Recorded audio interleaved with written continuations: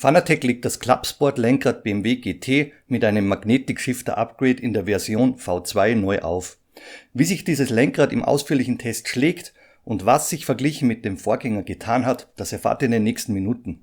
Legt die Füße hoch und willkommen hier in meinem YouTube-Kanal.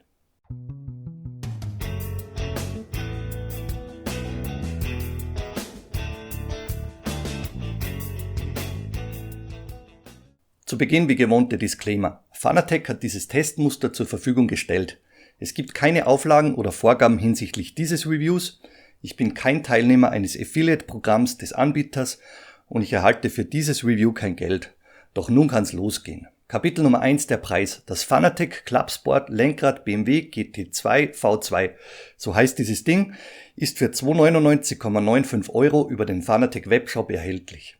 Verglichen mit dem Vorgänger bleibt der Preis somit unverändert, aber es gibt einige Änderungen, welche diese Neuauflage V2 mit sich bringt. Darüber sprechen wir dann in ein paar Minuten. Weiter geht's mit dem Lieferumfang. Im Lieferumfang mit bei ist das Clubsport Lenkrad BMW GT, das dem Clubsport Magnetic Pedal ähnliche Schaltmodul, der Quick Release 1 aus Metall.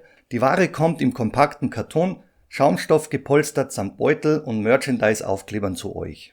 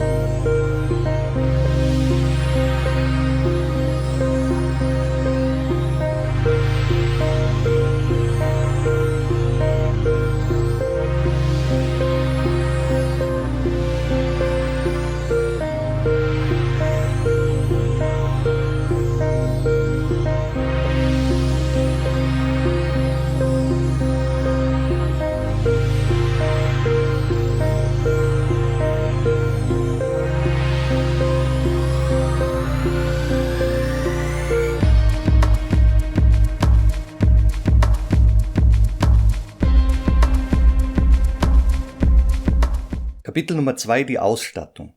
11 Knöpfe und 2 Schaltwippen. Links ist ein Joystick und rechts der 7-Wege Funky Switch Schalter verbaut, den ihr links und rechts drehen, drücken und in 4 Richtungen bewegen könnt. Oberseitig ist das Display und darunter 9 LEDs verbaut. Optional kann das Podium Advanced Pedal Module, kurz APM, nachgerüstet werden. Dieses kostet knapp 180 € und bringt neben der Schaltmechanik 2 weitere Pedals und 2 unterhalb liegende Analog-Pedals an das Clubsport Lenkrad BMW GT. Machen wir weiter mit der Kompatibilität. Das Lenkrad kann auf jeder derzeit erhältlichen Wheelbase von Fanatec genutzt werden und abwärts bis zu den Vorgängern CSW V2 bzw. CSL Elite. In Sachen Plattformen am PC ist der Support uneingeschränkt gegeben, insofern vom Spiel unterstützt. PlayStation Support gibt's mit diesem Lenkrad nur dann, wenn eine PlayStation 4 bzw. 5 lizenzierte Wheelbase am Start ist. Xbox wird mit diesem Lenkrad nicht unterstützt. Weiter geht's mit dem Display und LED-Funktion. Am PC seid ihr diesbezüglich mit den üblichen Simracing-Titeln uneingeschränkt unterwegs.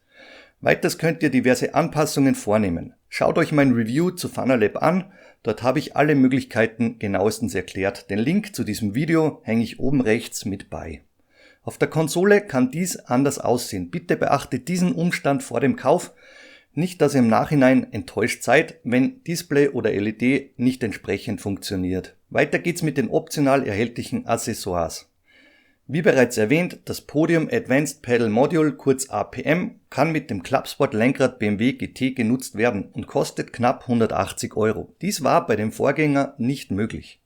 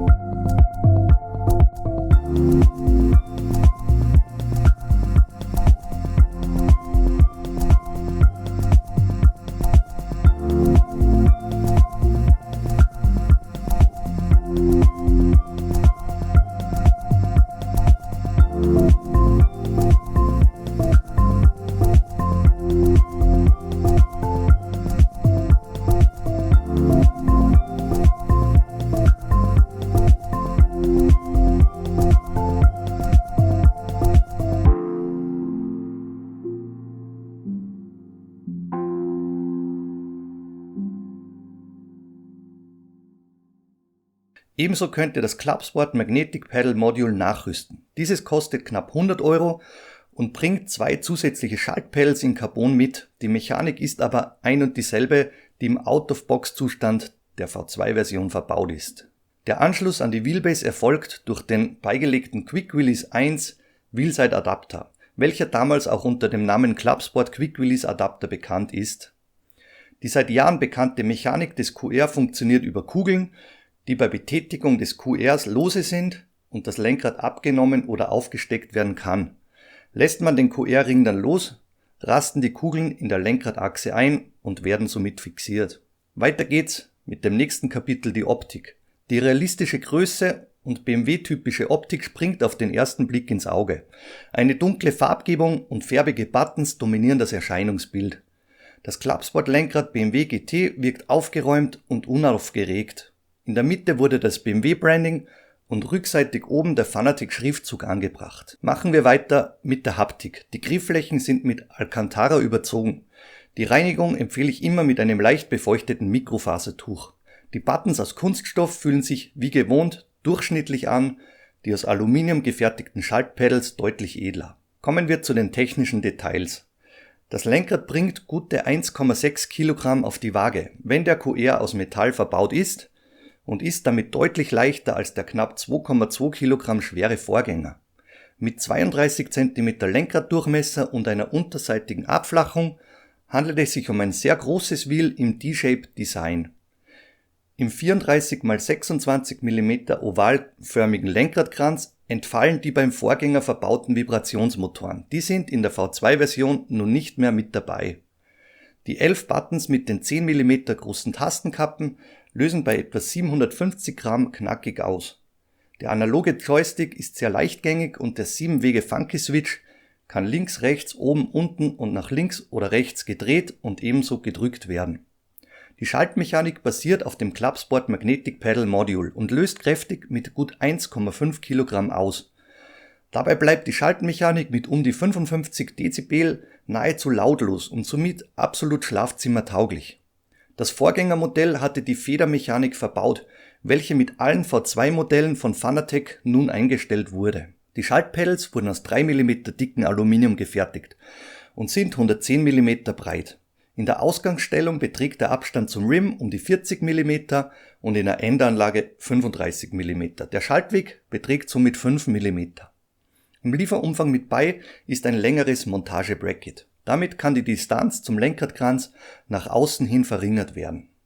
Das 3,5 cm breite Display stellt 3 Lettern groß dar, über welche Telemetriedaten bzw. das Fanatec Tuning Menü angezeigt werden kann. Das Fanatec Tuning Menü erreicht ihr über den kleinen schwarzen Knopf linksseitig vom Display. Unterhalb sind 9 kleine LEDs verbaut. Weiter geht's mit dem Kapitel Verarbeitung.